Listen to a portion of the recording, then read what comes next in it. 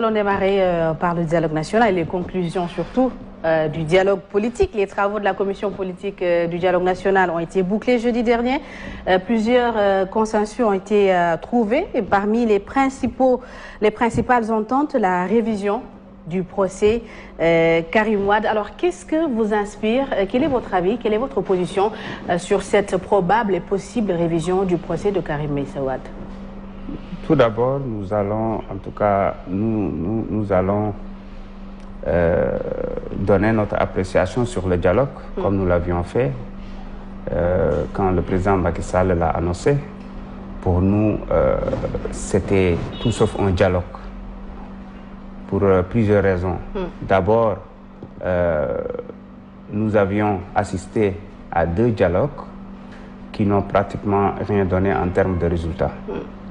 Aujourd'hui, force est de reconnaître qu'à chaque fois le président Macky Sall est en tout cas en mauvaise posture, il initie des actions comme le dialogue national entre autres, et on note que c'est pour régler des choses entre quelques acteurs politiques, mais pas vraiment pour œuvrer. Il a quand même invité tous les acteurs politiques. Non, mais dans quelles conditions? Dans quelles conditions d'abord? On a noté un certain dédain au moment même de l'invitation. Voilà, c'était tout sauf inclusif, d'abord. Ensuite, il n'y avait pas de termes de référence. Il n'y a pas, les lettres d'invitation ont été envoyées tardivement. Les termes de référence devaient être discutés lors de la séance d'ouverture. Et au même moment, non, le pire, c'est qu'au même moment où on parle de dialogue, un autre leader politique, le leader de l'opposition, est en train d'être persécuté parce que nous avons tous vu que le procès de l'affaire Sweet Beauté a été fixé durant cette période-là. Je pense que ça voulait tout dire. Et comme le président Ousmane Sonko l'a toujours dit, on ne négocie pas avec une arme sous la trempe. Alors, le PASTEF, dont Yewwi Askan Wi a refusé de participer au dialogue parce que le procès était programmé ou il y avait d'autres conditions? Non, non, il n'y a pas que ça. C'est tout simplement parce que le président Macky Sall nous a habitués à des leurres comme ça. On a vu, la plupart des membres de Yewwi Askan Wi ont participé au dialogue précédent. Les Maman Aïda Mbodj, les Déthié Fall, entre autres. Et vous avez tous vu leurs déclarations. Ils ont clairement dit qu'au niveau, à chaque fois qu'on parle de dialogue, une fois sur place, on note juste la volonté de la mouvance présidentielle d'imposer en tout cas des décisions déjà prises même. Mais il faut juste le faire, amuser la galerie à travers un dialogue.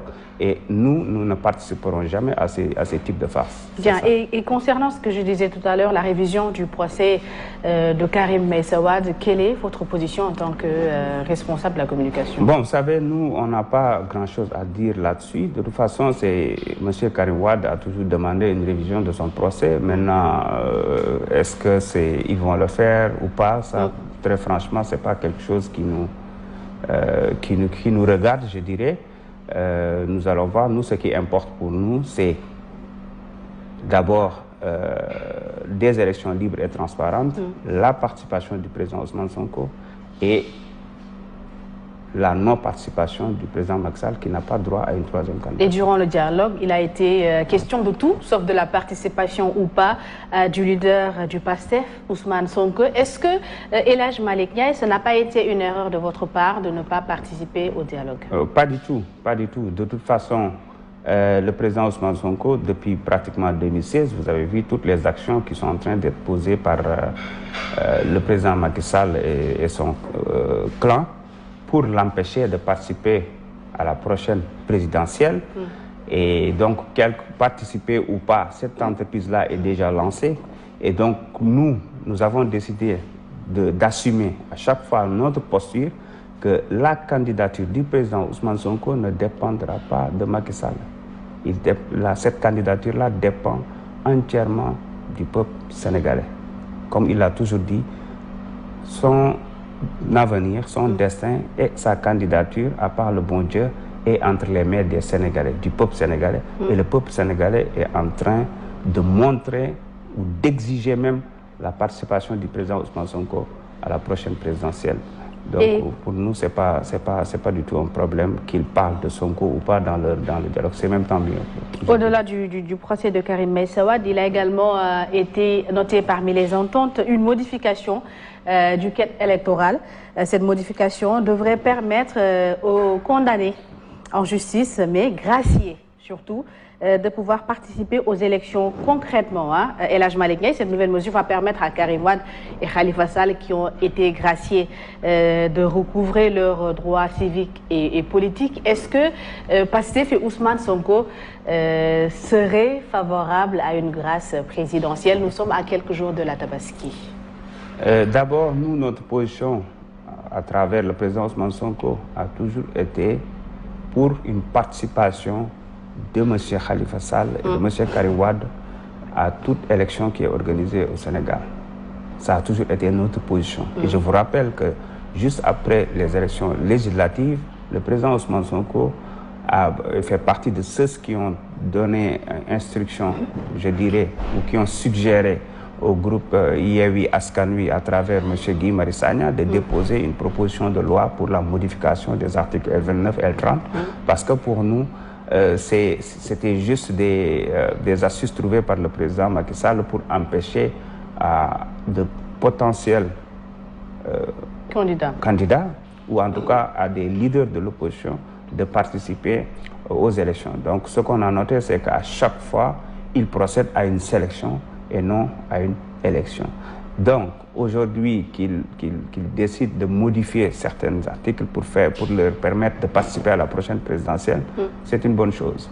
Mais nous, encore une fois, ce n'est pas en tout cas avec ces deux procès qui vont empêcher au président Ousmane Sonko de participer à la prochaine élection, et ça, Macky Sall le sait mieux que quiconque. Et donc, nous allons continuer à mener notre combat, nous allons continuer à mener nos activités politiques. Nous sommes en train de préparer l'après-campagne, la campagne, tout ce qu'il faut pour y aller, parce que pour nous, le président Ousmane Sonko reste candidat, reste éligible et sera candidat et sera, Inch'Allah, le prochain président du Sénégal. Mais à ce jour, El Hadj Malick Ndiaye, sauf changement dans son dernier procès, il est hors course pour le moment. Non, pour nous, le procès déjà est nul. Donc, le président Ousmane Sonko garde son éligibilité intacte, encore une fois. Et qu'est-ce qui pourrait rendre ce procès nul, selon vous? D'abord, comment ça s'est déroulé? On ne peut pas juger quelqu'un par contumace alors qu'il est là, bien présent. On ne peut pas juger Mme Ndeye Khady Ndiaye sans avocat. On a vu tout ce qui s'est passé. C'était juste un simulacre de procès pour une commande, je dirais même une commande politique que Macky Sall voulait faire exécuter par quelques juges, disons. Donc, ce n'est pas ce procès-là, encore une fois, qui va empêcher... Et juridiquement, est-ce que vous avez entamé des démarches au niveau du PASTEF pour invalider ce procès? Nous, on reste sur le terrain politique. Tout ce qui touche à la justice, ce sont les avocats qui s'en occupent et ils vont poser les actes qu'il faut.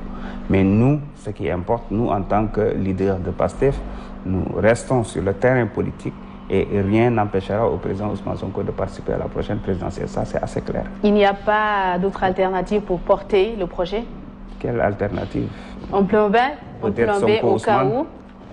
cas où Ousmane Sonko ne participerait pas? Il n'y a pas de au cas où. Ousmane Sonko, s'il plaît, au bon Dieu, il participera à la prochaine élection présidentielle parce que ce n'est pas avec ces deux procès fantoches qu'il va perdre ses droits civiques. Et concrètement, quand vous dites ça, El Hadj Malick Ndiaye, vous basez sur quoi? Sur le soutien du peuple qui a décidé de faire de lui son candidat et son prochain président.